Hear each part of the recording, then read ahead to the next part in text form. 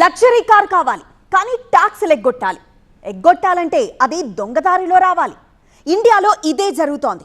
Luxury కార్లని దిగుమతి చేసుకుంటూ పన్ను ఎగవేస్తున్న గ్యాంగ్ ని అహ్మదాబాద్ డిఆర్ఐ అధికారులు పట్టుకున్నారు.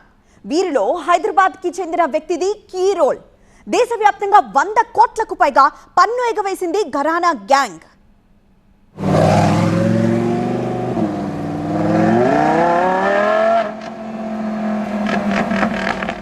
ఎంత కాస్ట్లీ అయినా నో కాంప్రమైజ్.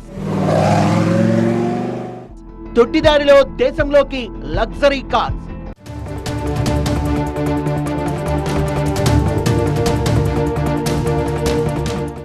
చీకటి బజారులో కార్లు కొన్నదెవరు?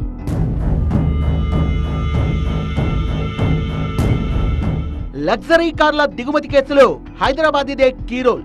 పఠాన్ అనే వ్యక్తిని అరెస్ట్ చేసిన అహ్మదాబాద్ అధికారులు లగ్జరీ కార్ల గుట్టు రట్టు చేసే పనిలో ఉన్నారు. అమెరికా, జపాన్ లో తయారవుతున్న కార్లను దిగుమతి చేసుకుంటూ ఆ కార్ల విలువను తక్కువగా చూపిస్తూ పన్ను ఎగవేస్తున్నట్లు అధికారులకి సమాచారం అందింది. అమెరికా, జపాన్ నుంచి నేరుగా కాకుండా దుబాయ్, శ్రీలంక మీదుగా లగ్జరీ కార్లను ఇండియాకి పంపిస్తున్నారు.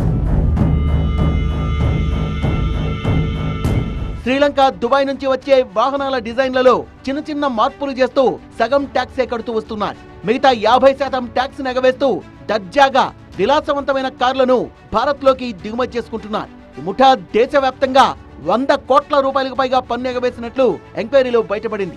లో కీలక పాత్ర పోషించిన హైదరాబాద్ కు చెందిన బర్షద్ ఖాన్ పఠాన్ ని 2 రోజుల క్రితం డిఆర్ఐ అధికారులు అహ్మదాబాద్ లో అదుపులోకి తీసుకున్నారు. మిగతా నిందితుల కోసం గాలిస్తున్నారు.